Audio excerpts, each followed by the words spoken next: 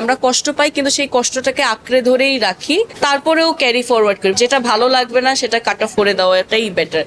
আমার একটা গানের নাম হচ্ছে ভয়ঙ্কর খেলা। সো ভয়ঙ্কর খেলা বলতে হচ্ছে আমি বুঝিয়েছি টক্সিক লাভ, মানে আমাদের এরকম কিন্তু থাকে, আমরা আসলে বাঙালি যাতে আরো বেশি ইমোশনাল।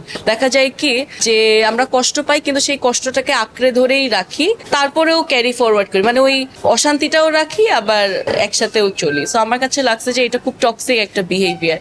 যেটা ভালো লাগবে না সেটা কাট অফ করে দেওয়াটাই বেটার। বাট এটাই আমি আসলে এই গানটাতে লিখেছিলাম যে ভয়ঙ্কর খেলা। সো এটা আমি লিখেছিলাম আমার একবার মন ভেঙেছিল তো তখন। সো মন ভাঙার পরে আমি দেখি যে বারবার সেই মানুষটার কথা মনে পড়ছে কিংবা মায়া কাজ করছে।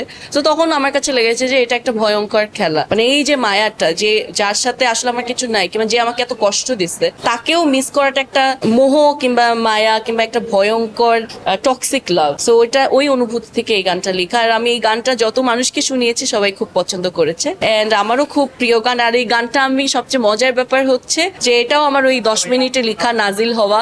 হঠাৎ করে আমি বসেছিলাম, আমার একটা ফ্রেন্ড মিটিং করছিল আরেক রুমে, বসে নিয়ে আমি লিখলাম, সুর করে ফেললাম। এখন পর্যন্ত আমার যে রেকর্ডিংটা আছে সেটা আসলে ওই 10 মিনিটের পরে যে বসে আমরা জ্যামিং করে গানটা রেকর্ড করে ফেলছি সেই গানটাই। তো সেটা আমি গাইতে যাবো।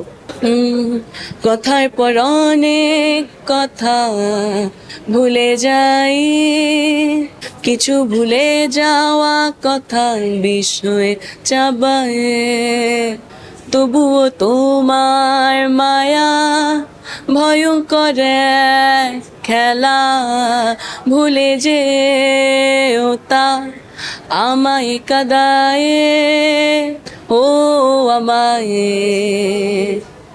তবুও কাদায়। Thank you. হ্যাঁ।